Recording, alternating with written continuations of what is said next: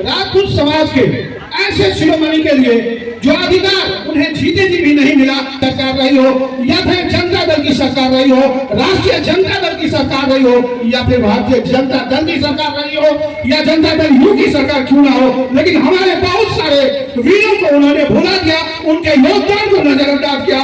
उन्हीं सारे योगदानों को जिंदा करने के लिए मानव आपके राजपूत समाज के छत्रपात के बेटे आपके वीर सेनानी जो उन्होंने 95 से अलग जगाई, उस अलग को आप फिर एक नई रानी देने के साथ, नया ओत देने के साथ आपके सोनपुर में आए हैं, उनके लिए एक बार जोरदार ताली बजाइए।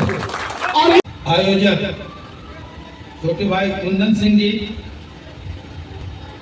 आदरणीय अर्जुन बाबू, अरुण बाबू, ललन कुमार सिंह जी, डॉक्टर रविंद्र सिंह जी, नरेश प्रसाद सिंह जी, ब्रिज बिहारी जी, मेरे पुराने सहयोगी सुरेंद्र सिंह जी, प्रमोद नारायण सिंह जी, कालीकांत चौधरी जी, राजकुंवर जी, पप्पू कुमार सिंह जी, डॉक्टर रूपक सिंह जी, पत्रकार संजय सिंह जी, संजीत सिंह जी, विनायक सिंह जी, सटिया से राजू सिंह जी, मेरे साथ आए लखनऊ से चल के आए मशहूर शायर अनवर फरीदी जी, सागर सिंह जी, डॉक्टर पीके सिंह जी, ज्योति सिंह जी, छोटे भाई बिट्टू सिंह जी, डब्लू सिंह जी, उज्जवल सिंह जी, चुन्नू जी, सहरसा से साथ आए हीरा जी, अनिल कुमार सिंह जी और इस बैठक में उपस्थित गांव के हमारे सभी सम्मानित बुजुर्गों, छात्र नौजवान मित्रों, कई मीटिंगें अभी आगे हैं और हम लोग समय पर आ गए थे, लेकिन आगे की मीटिंग शायद शुरू होने वाली वो हम विलंब हो जाएंगे, इसलिए मैं चाहूंगा कि बहुत संक्षिप्त में आप सबसे बातचीत करके आपको न्योता देते हुए मैं अपनी बात खत्म करूं। साथियों, हम आए पर्पस साफ है कि जो हमारे स्वतंत्रता के उपासक, समाजवाद के पुरोधा, सन 42 के क्रांति दूत, बिहार के भगत सिंह कहे जाने वाले आदरणीय स्वर्गीय सूरज बाबू को, जो आजादी पूर्व गुलाम भारत में गुलामी की बेड़ियां काटने के लिए जो उनका योगदान था, उनकी कुर्बानियां थी, उनके बलिदान थे, और आजादी के बाद स्वतंत्र भारत में लोकतंत्र की मजबूती और समाजवाद की स्थापना के लिए गरीब, गुरबा, शोषित, वंचित, दलित, पिछड़े की हक की लड़ाई के लिए जो उनका योगदान था, उस सब को देखते हुए उनको यथोचित सम्मान न तो कृतज्ञ राष्ट्र ने दिया और न ही समाज ने दिया। आज हमारा पर्पस उनकी शौर्य गाथा को जन जन तक पहुंचाना है। आज हमारा उद्देश्य उनको यथोचित सम्मान देना, और इस पर्पस, इस उद्देश्य को लेकर मैं आपके गांव आया। मेरे आने के पहले मेरा उद्देश्य आप तक आ चुका है, आप सबने मन भी बना लिया है, यह आभास मुझे हो चुका है कि आप सब बड़ी संख्या में उस दिन पोलो ग्राउंड पहुंचेंगे। साथियों, इसके अलावा भी एक हमारा उद्देश्य था। जब मैं निकला तो हमारे साथियों ने कहा, चाहे वो दरभंगा के साथियों, समस्तीपुर के साथियों, अभी मैं पूर्णिया गया था, पूर्णिया के साथियों ने एक निजी कार्यक्रम में मैं शामिल होने गया था। लोगों ने कहा कि आपको अभी ऐसे नहीं आना चाहिए, हम लोग आपको बुलाने वाले थे और एक शानदार अभिनंदन समारोह करके आपको उसमें बुलाते। आप 16 साढ़े 16 वर्षों के बाद जेल से बाहर आए हैं। हम सब की जो मनसा थी, जो इच्छा थी, वो धरी की धरी रह गई, इसलिए आपको हम एक बार फिर बुलाना चाहते हैं, अलग से बुलाना चाहते हैं। तब मैंने उन सबको मना किया था, दरभंगा के साथियों को भी मना किया था, समस्तीपुर और मधुबनी के साथियों को भी मना किया था कि मेरे अभिनंदन की जरूरत नहीं है। आप सब कोई एक ऐसा कार्यक्रम लीजिए जो हमारे पुरखे का कार्यक्रम हो, हमारे अमर शहीद का कार्यक्रम हो, आजादी के सेनानी का कार्यक्रम हो, और उस कार्यक्रम को लेकर मैं जाऊंगा गांव-गांव लोगों का अभिनंदन करने, उनका आभार प्रकट करने। कारण जब से मैं जेल गया अहरनेस लगातार, चाहे वो अनशन हो, उपवास हो, मसाल जुलूस हो, ये कैंडल मार्च हो, धरना हो, प्रदर्शन हो, पत्राचार हो राष्ट्रपति, प्रधानमंत्री, मुख्यमंत्री और राज्यपाल को, या सोशल मीडिया पर अभियान हो, ट्विटर ट्रेंड हो, लगातार अपने तरीके से लोगों ने प्रयास किया मुझे निकालने का, और मेरे परिवार के साथ चट्टानी एकता के साथ लोग खड़े थे। मैं जाऊंगा गांव-गांव लोगों का आभार प्रकट करने, उनका धन्यवाद ज्ञापित करने, और इसी क्रम में मैं आपके गांव सोनपुर आपका आभार प्रकट करने, आपको धन्यवाद ज्ञापित करने। साथियों, क्या उद्देश्य? उद्देश्य है सूरज बाबू। कौन थे सूरज बाबू? मैं ये जो 10 दिनों से इन इलाकों में घूम रहा हूँ, उसके पहले हमारी जो बुजुर्ग पीढ़ियाँ थी, हमारे जो गार्जियन लोग थे, वो जानते थे सूरज बाबू को, लेकिन आज की नई पीढ़ी सूरज बाबू को नहीं। सूरज बाबू, सूर्यनारायण सिंह, सूर्यदेव सिंह, अनेकों नाम से, जैसे फरीदी जी का नाम लोगों ने बिगाड़ दिया है। कोई कहते हैं अनवर अली, कोई कहेंगे अनवर फरीदी, कोई कहेंगे अफरीदी साहब, कोई कहेंगे अनवर फारूकी साहब, कोई कहेंगे अनवर फर्जी साहब, पता नहीं कितने नाम। उसी तरह सूरज बाबू को कई नामों से लोग जानने लगे थे। जानते नहीं थे लोग, समझते थे धनबाद वाले जो सूरज बाबू थे सूर्यदेव से, उनके बारे में लोग कह रहे। तो साथियों, ये एक उद्देश्य था कि सूरज बाबू की शहादत को लोग याद रखें, उनके बलिदान, उनकी कुर्बानी को लोग याद रखें। इसलिए मैं इस उद्देश्य में 10 दिनों से सफल हुआ हूँ। मैं पूरे विश्वास के साथ ये कह सकता हूँ कि लोग नए सिरे से सूरज बाबू को फिर से जानने लगे। साथियों, किसी विद्वान ने कहा, वो बोल के मर जाता है जो अपने पुरखों को, शहीदों को, महापुरुषों को भूल जाता है। आज हम लोग कृतज्ञ नहीं हैं। सूरज बाबू का क्या बलिदान रहा, मैं संक्षिप्त में आपको बताऊं। सूरज बाबू वही थे जो जयप्रकाश नारायण को एक नई पहचान दी। अगर वो सन 42 में क्रांति दूत, सन 42 के क्रांति के अगुआ, अग्रदूत के रूप में जाने गए, प्रेरणा सूरज बाबू की थी। बड़े नेता थे सूरज बाबू, छोटे नेता थे, लेकिन जब रावी के तट पर 1942 में भारत छोड़ो आंदोलन का गांधी ने उद्घोष किया, जब नौजवानों से कहा, देशवासियों से कहा, करो या फिर मरो, तब सारे लोग रातों रात गिरफ्तार कर दिए गए। लाख से ज्यादा लोग, शीर्ष नेता से लेकर अंतिम पायदान पर खड़े तमाम लीडरों को, स्वतंत्रता सेनानियों को अंग्रेजों ने गिरफ्तार कर लिया। 8 की रात से और 9 की सुबह तक 1 लाख से ज्यादा लोग, पूरा जेल कारागार में तब्दील हो गया। ऐसे में सूरज बाबू भी गिरफ्तार हुए, जयप्रकाश नारायण भी गिरफ्तार हुए, योगेंद्र शुक्ल भी थे, रामचंद्र मिश्र भी थे, गुलाटी भी थे। ऐसे जो प्रमुख कुछ लोग थे वो हजारीबाग जेल में, और हजारीबाग जेल में उठते बैठते सोते जागते सूरज बाबू जेपी से और अपने साथियों से कहा करते थे, हमारे पास 2 ही विकल्प है। 1857 की क्रांति की तरह, गदर की तरह अंग्रेजों ने 42 के क्रांति को भी दबा दिया।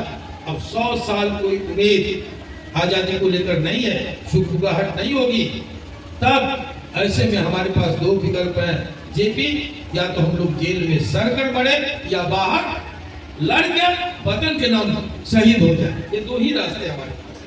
और एक दिन ऐसा आया कि जयप्रकाश नारायण ना करते हुए भी तन के खड़े हो गए और कहा कि चलो हम लोग क्रांति का अलग बाहर निकल के जगाएंगे। फिर जेल फांद करके, जेल ब्रेक करके सूरज बाबू, जब उनका शीशे से पांव कट गया फांदने के क्रम में, तो कद्दावर व्यक्तित्व के धनी सूरज बाबू उनको कंधे पर टांग करके नेपाल की तलहटी तक ले गए, जहां कैंप बना।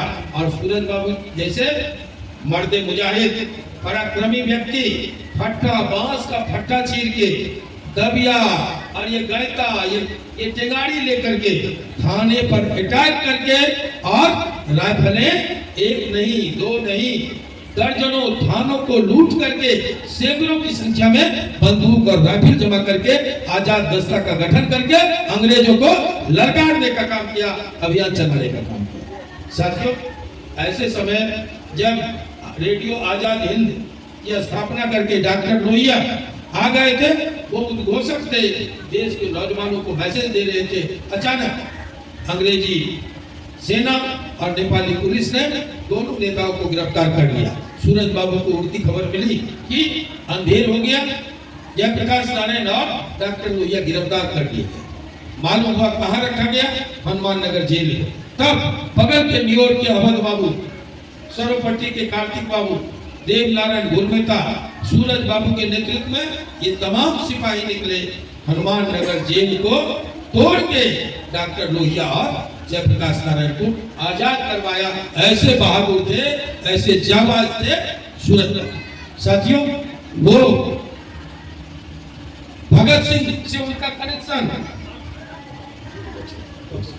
भगत सिंह से उनका कनेक्शन आप जानिए।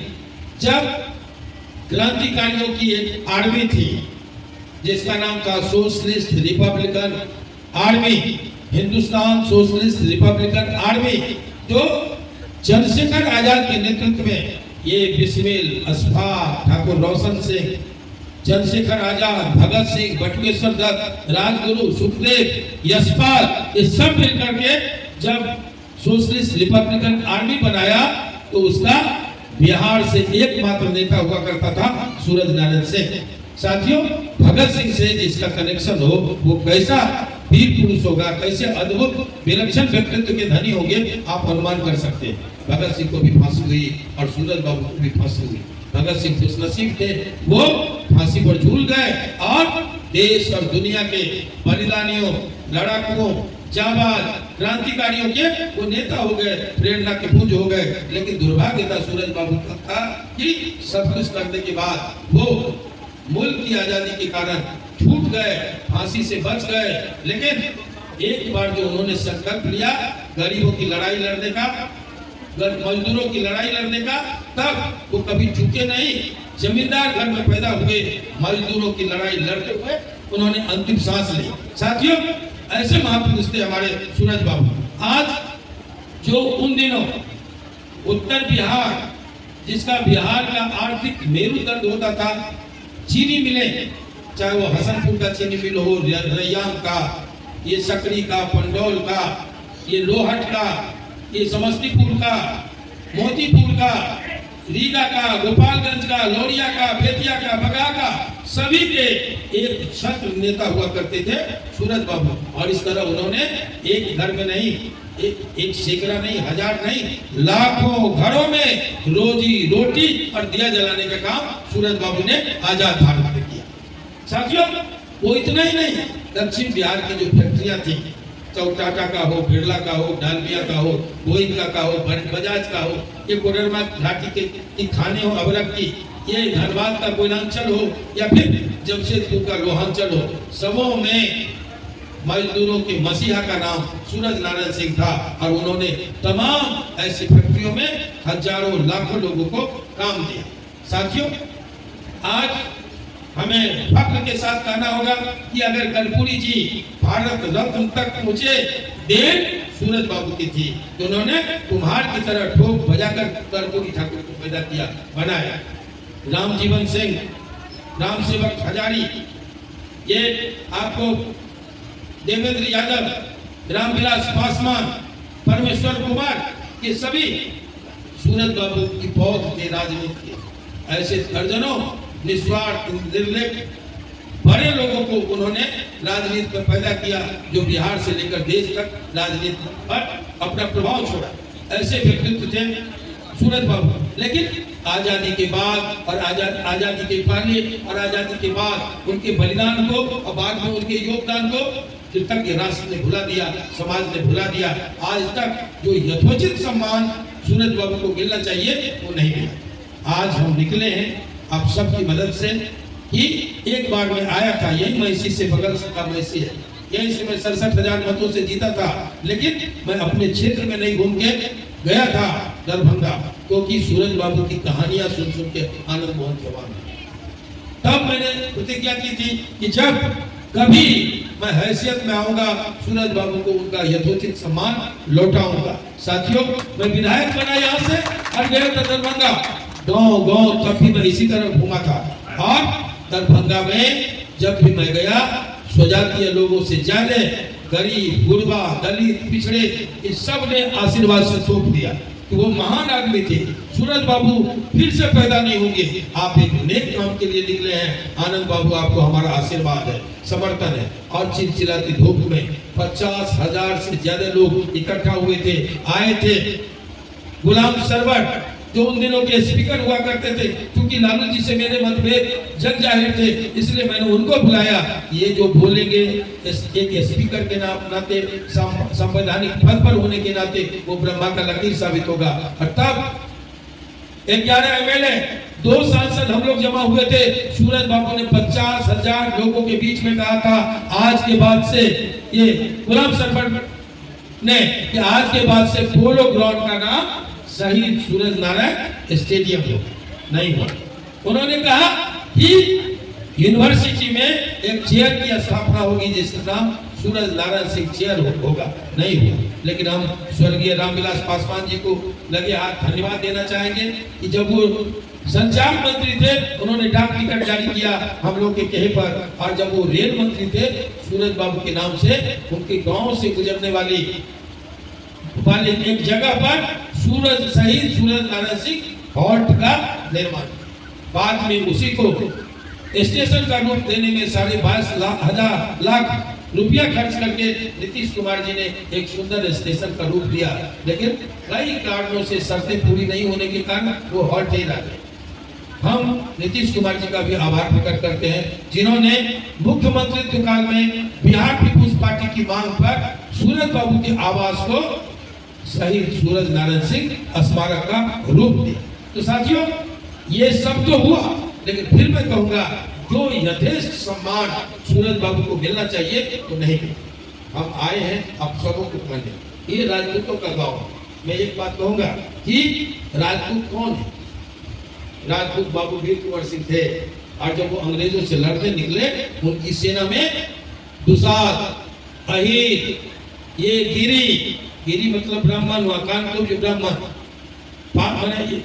उस समय ये जो प्रचलित जातियों के होते थे, दानापुर के, उसमें लिखा हुआ दानापुर के अहिर मतलब यादवों का भी, ये दुसाधों का मतलब पासवानों का भी, हर जाति, मुसलमानों का, हर जाति के लोगों का समर्थन बाबू वीर कुंवर सिंह को मिला।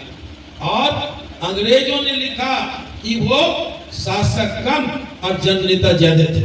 साथियों मित्रों, हम क्षत्रिय हैं। क्षत्रिय उसको कहते हैं जिसकी छतरी के नीचे आम लोग सुरक्षित हैं। साथियों, आज हम राजनीति में दोस्त बनाना भूल गए, सोशल इंजीनियरिंग भूल गए। बीपी सिंह जी आए और उन्होंने एक बड़ा सा जनाधार हम लोग को दिया, लेकिन हम समझ नहीं पाए। साथियों, इस तरह मैं आपको बताऊंगा कि मैं कहा करता हूं, जब भी कोई हमारे एक साथी, नौजवान साथी संजीत नाम है, उसको कहा राजपूतों की बात की, मैं कहा करता हूं कि राजपूत कभी संकीर्ण नहीं होता, और जो संकीर्ण होगा वो राजपूत नहीं होता। राजपूतों को कमजोर होने का कोई हक नहीं है। अगर राजपूत कमजोर होंगे तो हम कमजोरों की मदद कौन करेगा? इसलिए ये नैतिक हक हमको नहीं है। हमको गरीब रहने का भी कोई नैतिक हक नहीं है। इसलिए कि जब हम गरीब होंगे तो बगल की बस्ती से अगर कोई गरीब याचक बन के हमारी मदद के लिए आएगा तो हम कौन सा मुंह दिखाएंगे? मूर्खों को कौन सा मुंह दिखाएंगे? इसलिए साथियों, हमको गरीब रहने का भी कोई नैतिक हक नहीं है। हम आज फिर से एक बार मजबूत होने की जरूरत है, क्योंकि जब जब हमारी तलवारें कमजोर पड़ी है, राष्ट्र असुरक्षित हुआ है, राष्ट्र लहूलुहान हुआ है। साथियों, जब तक हमारी तलवारों में दम था, ताकत थी, आक्रांता हमारी तलवारों से टकरा के लौटते थे। इसलिए आज आपको फिर से इस बार मजबूत होने की जरूरत है। ये 77 वर्षों की आजादी में सबों के हिस्से उन्नति आई, सबों के हिस्से विकास आया, सबों के हिस्से प्रोग्रेस आया। अवनति सिर्फ, नुकसान, घाटा सिर्फ हमारे हिस्से आया। इसलिए आज हमको अपने हिस्से की भी लड़ाई लड़नी है और दूसरों के हक की भी लड़ाई लड़नी है। ये आज मैं विस्तार में बोलने के लिए नहीं आया हूँ, लेकिन हम ये न्योता के साथ साथ आप सबको फिर से एक और न्योता देने आएंगे। जब मैं गांव-गांव फिर से घूमूंगा एक नया सवाल लेकर, और वो होगा कि ये जो कोठली में पालमानी हो रहा है, कोई बापू सभागार में, कहीं ये कृष्ण मेमोरियल हॉल में और कहीं रविंद्र भवन में, इससे काम चलने वाला नहीं है। जब मैं निकला था, मैंने संकल्प लिया था 5 लाख लोगों को गांधी मैदान बुलाऊंगा अपने हकों के सवाल पर, अपनी स्थितियों के, हमारी जो दिशा है आजादी के बाद, उस पर चिंतन करने के लिए। लेकिन जैसे ही, जब तक हम 16 साल जेल में थे, माफ कीजिएगा, समाज में कोई नेता भूल करके भी पैदा नहीं, इंतजार करते रहे कि कोई आए आनंद मोहन की जगह ले, लेकिन ऐसा नहीं हुआ। जहां कहीं अन्याय अनाचार हुआ, लवली आनंद को जाना पड़ा, कल के लड़के चेतन आनंद को जाना पड़ा, मेरी बूढ़ी मां को जाना पड़ा।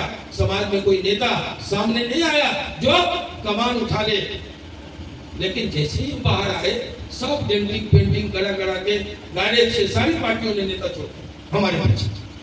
साथियों, अब नए लोग, जिनको मोहम्मदपुर के सवाल पर, जिनको इचड़ी के सवाल पर, जिनको ऐसे, जब हमारे समाज के मान मर्यादा सम्मान की बात है, अन्याय की बात है, ऐसे सवालों पर जब दही जमा रहा, आज वो सब निकल गए हैं मुद्दे की तरफ। साथियों, और फिर भी जैसे ही पटना का अनाउंस हुआ, कोई सत्तारूढ़ दल का एमएलसी साहब आ गए और सेम डे अनाउंस कर दिया। मैं पीछे हो गया, 1.5-2 महीने की मेहनत मैं पीछे हो गया, स्थगित कर दिया कि समाज ये नहीं कहे एक ही सवाल पर एक ही दिन 2 रैली क्यों।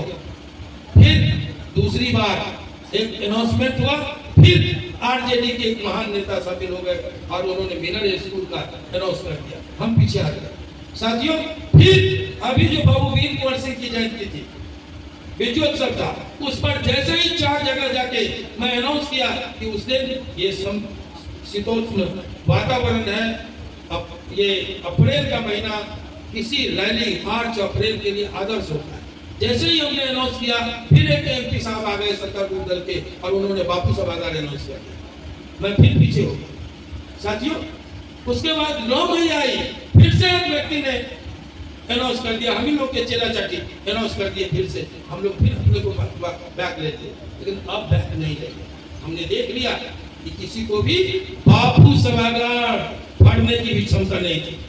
माफ कीजिए, सारे जोर लगाने के बाद, सरकारी पार्टी लाने के बाद, आज किसी को बापू सभागार भरने की क्षमता नहीं है।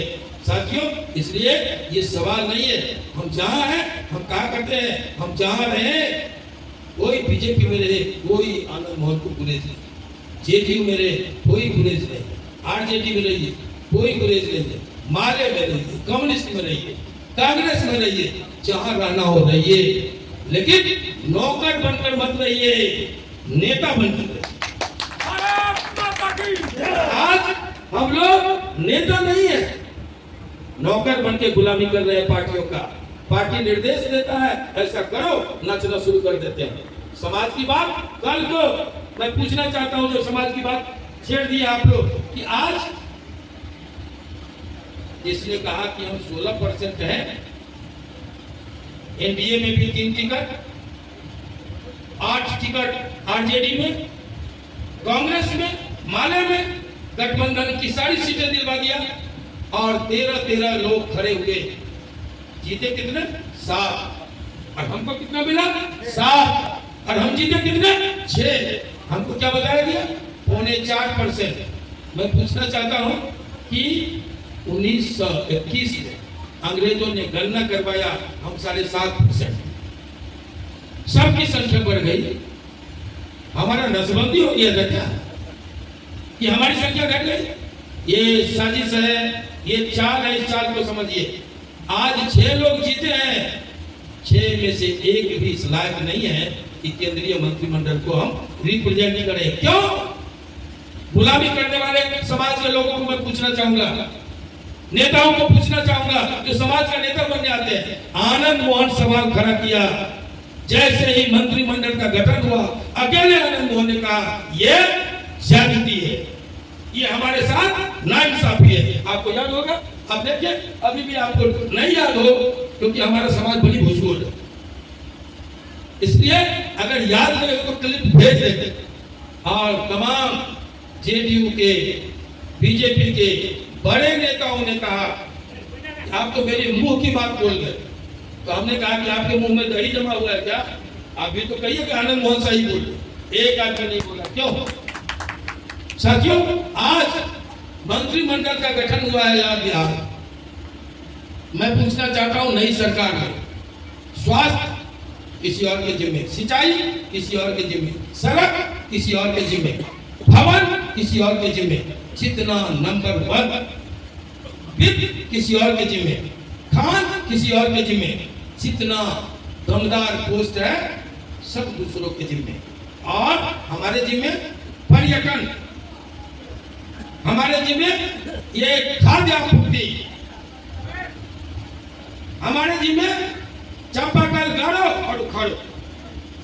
जितना ये साइंस एंड टेक्नोलॉजी, जिसका कोई हम समाज को जो लाभ देश दिला सकते हैं, एक भी मंत्रालय हमारे जिम्मे नहीं है। क्यों? उसको तो नीतीश कुमार जी ने निकाला है, उस पर तो एहसान है, हमको तो चुप रहना चाहिए। आज आनंद मोहन क्यों बोलते हैं? तुम लोग झुंझुना लेकर बैठे क्यों हो? सवाल खड़ा क्यों नहीं होता? सबसे उपेक्षित। और इस पर भी हम तो किसी को गाली देने नहीं जाते।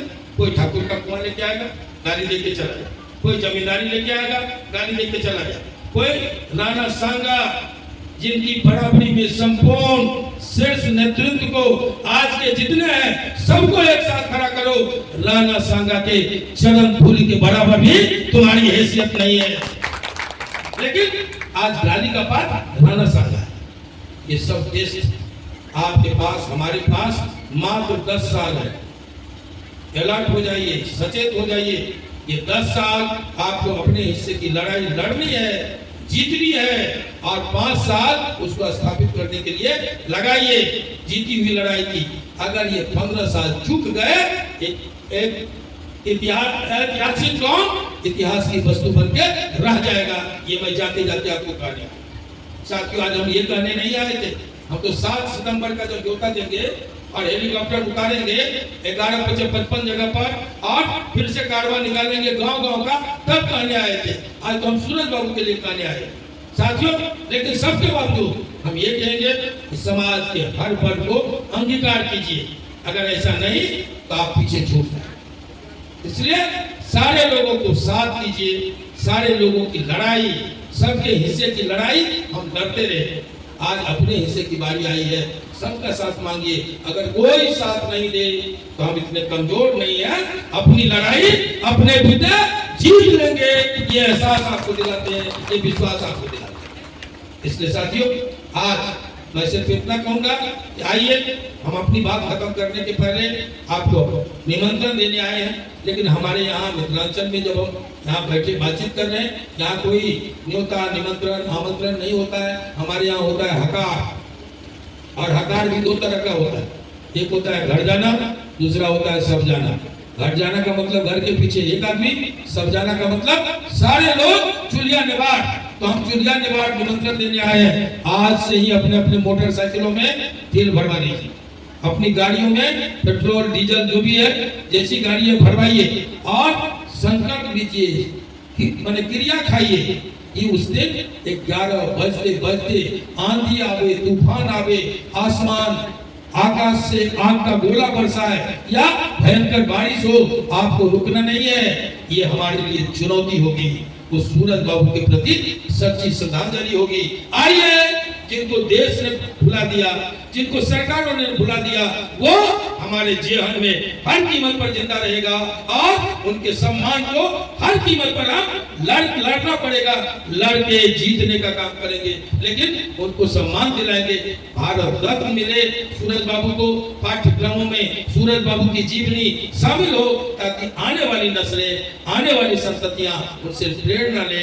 सामाजिक सरोकारों पर, भ्रष्टाचार पर, अनाचार पर, शोषण पर, दोहन पर आने वाली पीढ़ियां साहस के साथ खड़ी हो सके। इसलिए सूरज बाबू का सम्मान जरूरी है। इन्हीं शब्दों के साथ आज मैं विदा लूंगा। धन्यवाद। जय हिंद, जय बिहार, जय सोनपुर। क्षत्रिय शिरोमणि जिंदाबाद। क्षत्रिय का स्वागत।